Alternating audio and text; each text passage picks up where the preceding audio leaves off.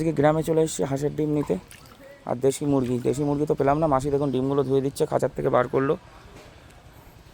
19টা হচ্ছে না মাসি? 10 টাকা পিস। দেখুন হাঁসের একদম পিওর পাতি হাঁসের ডিম সুন্দর করে ধুয়ে দিচ্ছে। এই দেখুন গ্রাম্য পরিবেশটা একবার আপনাদের দর্শন করাই। ছাগল আছে, বাচ্চারা খেলছে, এদিকে পুকুর, গাছে আম হয়েছে দেখুন।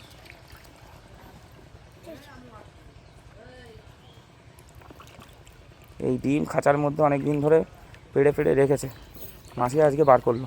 অনেকদিন পারিনি বাবা, চারটে মানে হচ্ছে ওই 6-7 দিনের হবে, 5-6 দিনের। ওই সেটাই বলছি, ডেলি তোলো না। কিন্তু ওই খাঁচার মধ্যে যে থাকে, শিয়ালে অ্যাটাক করে না? তালা দেওয়া থাকলেও তো ভেঙে ফেলতে পারে। শিয়াল তো আছে তো এই মাঠে ভর্তি না? থাকবে শিয়াল, মাঠ দেখলে বোঝা যায়। এইসব মাঠে যদি শিয়াল না থাকে তাই হয়? 19টা ডিম নিয়ে নেব।